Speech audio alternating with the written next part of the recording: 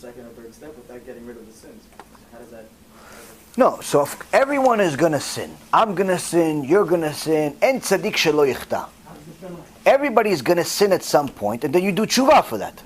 Everyone sins. Everyone sins. The person who's doing Kiruv? But including the person that does Kiruv. He's going to, everyone, even Shlomo HaMelech sinned. Everyone sins, and then you do tshuva. But the key is not to be glued to the sin, meaning not to actively sin, knowing that you're making a sin and not care. If you have a sin that you're connected to, and you're glued to, and you're simply not willing to let this one go. Guy has a girlfriend, he knows he's not allowed to have a girlfriend. Not willing to let her go. Whatever Kiruv he's doing right now, there's no way that's going to work. Why? Because for that moment, whenever he's has this mindset that he's not willing to let this one go, he is someone that's unfortunately not considered part of Amcha for that particular issue. Why? He's simply canceling a part of the Torah. Now, if you sin, you fall and do tshuva. Fall, do tshuva. That's one thing. But if you simply decide my life is going to be a sin on this part and no sins on that part, that's a very serious problem. So it all depends. If a person wants to do serious tshuva, he has to stop the big sins and he has to make sure he stops the sins that he knows about. And that may take him time, but he has to stop them.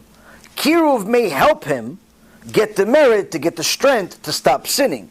But as far as the Kiruv itself being effective to get many people to do tshuva, that only happens if he has mamash merit, like serious merit. There are many people that try to give lectures or give CDs or share things and do different things, but the results are minimal in comparison to other people. And it's not because the other people are better speakers or they give more CDs out, or they have more money. It's not because of that. It all depends on the merit of the person.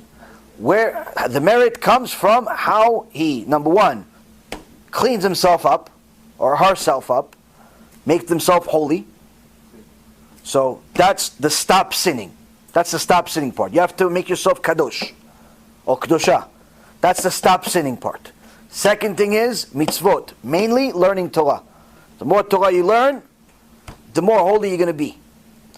After you do those two things, come mesirut nefesh, sacrifice. Sacrifice for the sake of Am Yisrael, sacrifice for Torah, sacrifice for the sake of HaKadosh Baruch Hu.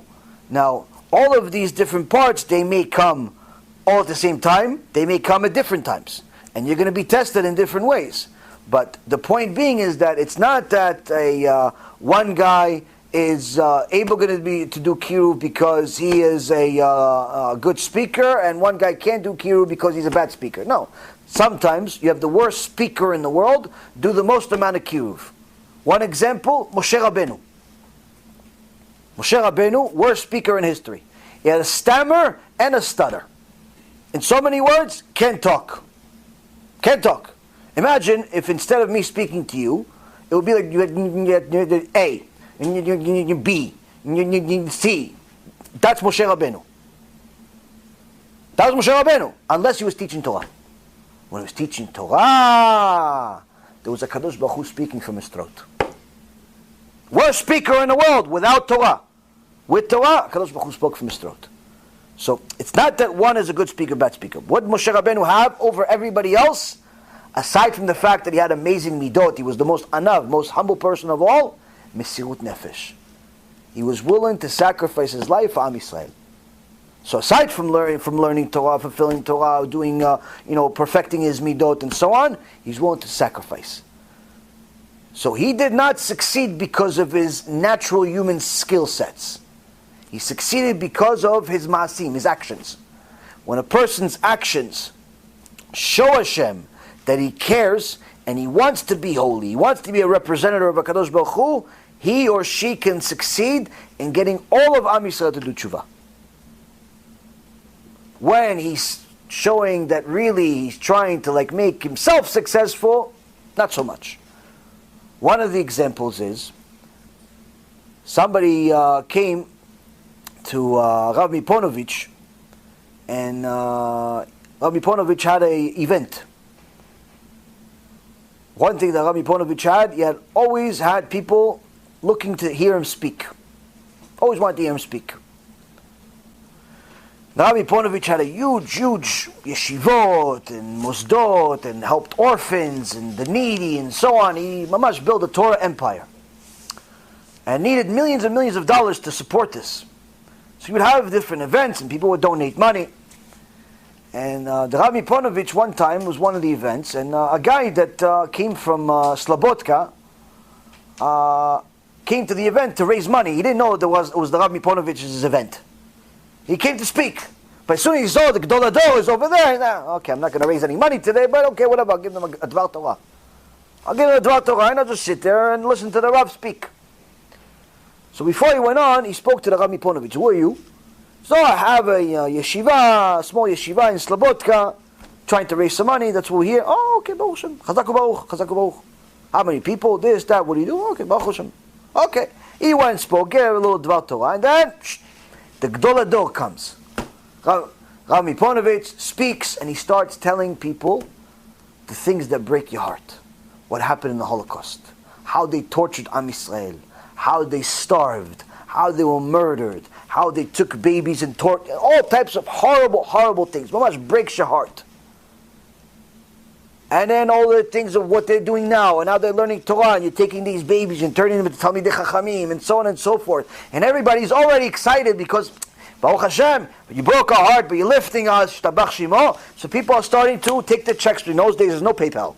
There's no Venmo. Nowadays, people took their checkbooks everywhere. So people started to write checks. But before he finished, Rabbi Ponovich says, I know that all of you came here with a giving heart, and you're here to give, but I ask you to please, everything that you were planning to give it to him. Don't give it to me. The Rav, the visitor, shock of his life. Why? The Rav has millions of dollars of expenses. He has yeshivot. He has this. He needs the money. Why? I mean, just this whole event for him. Why is he giving me the money? He goes, no, for the Rav. He goes, shh, we'll talk later. Okay.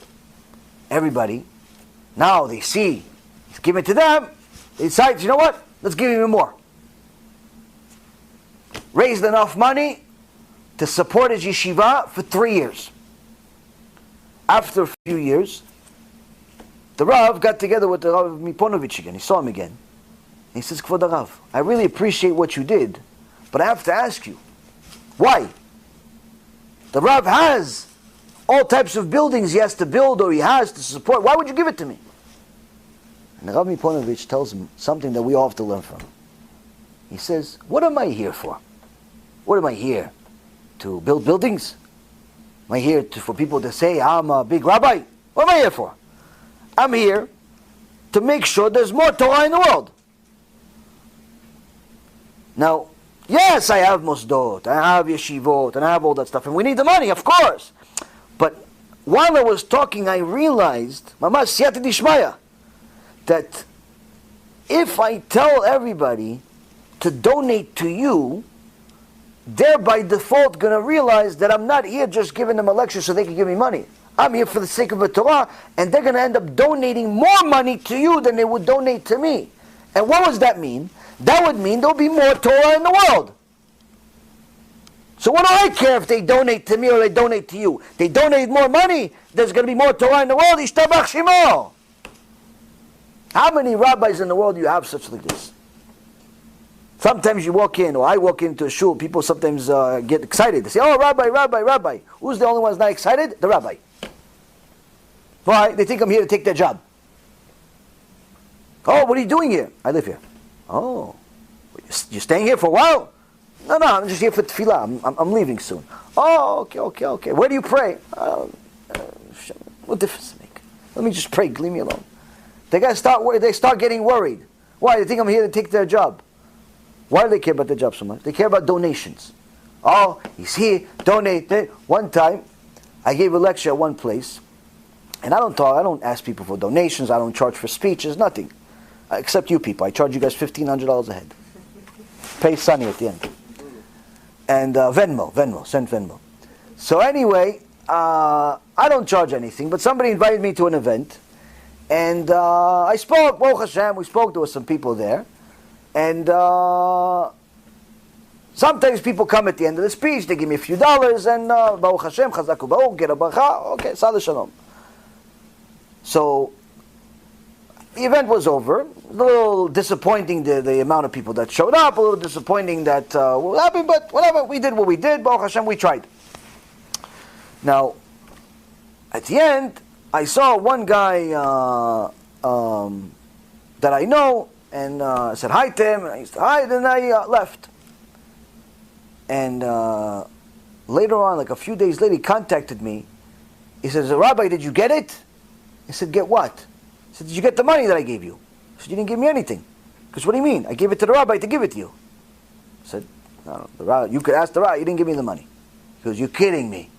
I said, no, I'm not kidding you. I'm not going to go call the rabbi, hey, by the way, you stole my money. I'm like, if you want, call the rabbi. He goes, no, I don't know, it's on, okay, I'll send you. What happened? I went, did a free event, and the rabbi stole the money. Why? When you're money hungry, when that's your reason for why you're doing this role, then rabbi is not your role. You're a businessman that pretends to be a rabbi. You're a businessman. And that's unfortunately what happens a lot. If you are worried about money, you should not be a rabbi. Should not be a rabbi. Yes, of course you need money to build, and you need money to support, and everything costs a ton of money. 100%. But if that's the reason why you're doing it, you shouldn't be a rabbi. Why? Go be a businessman. Go open some mall. Go build buildings. Go do real estate. Go be a doctor. Go be a lawyer. Go mow lawns. Do whatever. Don't be a rabbi. Why? You're not supposed to be doing it for money. And that's what happens many times, is people get impressed. Get impressed when they see, oh, this rabbi built a yeshiva, he's got 300 kids there, Baruch Hashem. One of the Gedolei Ador saw that his Talmidim were impressed by a rabbi that opened a yeshiva, he's got 300 kids. And every time he would come to the yeshiva, he would dance with them. Dance with the kid, wow, such a tzaddik. Such a tzaddik, he's dancing with his kids every time, every day he comes to the yeshiva. What a tzaddik he is, right, Rabbi? He says, I don't know, does he dance when somebody else opens a yeshiva with 300 kids? Meaning, is he dancing because of the Torah that he's producing and that's in the world now? Or is he dancing because he succeeded? Because if he's dancing of the Torah that's being produced, then he should be dancing just as much if somebody else did it. If somebody else opened a yeshiva next door to him with 3,000 kids, would he dance just as much? Or he'd say, can't believe he beat me. I can't believe he opened a bigger bit knesset than me. I can't believe his campaign worked. Can't believe he raised $100,000. Why do you can't believe? Why are you hating? If you're hating, that means you're not a rabbi. That means you're not holy. That means you're a businessman. And that's what happens many times. When you focus too much on the money, problem is you cannot help people that way. You lose all of the siyata d'ishmaya. So it's important to know that yes, money is involved. It is in essence a business, but it should never be the reason why you do it. You have to make sure that you're doing it for the right reason, to honor Hashem, to publicize Torah, to help people. Everything else is secondary. And it's a very hard test. I can tell you that it's a very, very hard test because most people, that's one of their top desires is money. That's their desire. They think that money means safety, money means security, money means success, and so on and so forth. And that's how you measure yourself. This is also the reason why I personally, for myself, one of the things that I do for myself, to help myself, is I don't talk to people about money.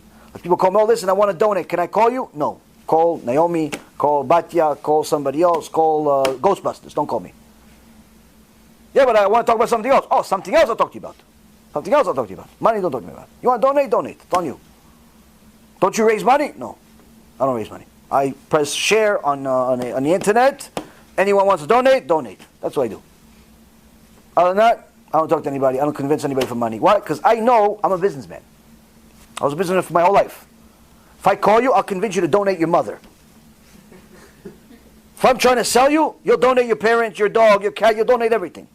But that means you'll never listen to me again. And that means I can't help you anymore. If I put on my salesman hat, If I put on my salesman hat, yeah, we'll get the money, but we'll lose the siyata dishmaya. We'll lose everything. And it turns into a business.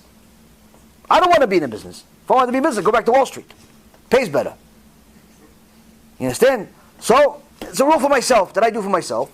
That, to help myself, my own yetzara, don't talk to people about money. You want to talk about money? Call one of the people, call the assistants, call the people that deal with it, tell them what you want to donate. They'll take your little credit card, they'll give you the address, that's it. Yeah, but I want to donate a lot. Donate a lot, donate a little, donate whatever you want. Don't talk to me about money. Don't want to do it. Why? It's just I know my yetzara. You start up, people always try to say, oh, listen, Rabbi, I want to do this. Do whatever you want. Let's move on to the next conversation. Next. I'll talk about your money for you. I'll help you with your money, of what to invest in. You need one of my students is now opening a new factory, and he wants to do all these different things. He asked me for help and guidance about that. No problem. I'll help you for free. But you want to start talking about me to convince you to donate? Never. Never happened. The day I start asking you guys for specific things and start convincing you guys, hey, listen, do me a favor, we have a campaign. I start doing that, delete. Delete my number, delete everything. Why? No siyata dishmaya. I'm serious. Can't. Cannot do both. Cannot be a businessman and someone that helps people at the same time. With spiritually. Can't. Now, Rabbi Ponovich himself suffered a lot because of this. Because he knew he had to build enormous yeshivot and so on. But that restricted him as far as how much he was able to teach and how much he was able to learn. But he did it as a sacrifice for the sake of Am Yisrael. So it's not necessarily a bad thing to raise money. It's just that it limits your ability to teach, it limits your ability to help people specifically. Why? Because again, people are usually not going to look at you the same once you become the guy that asks them for money constantly. Now, if you have your assistant do it, you have somebody else do it, no problem. But if you're the one that does it, it becomes problematic. So, and that's what happens a lot.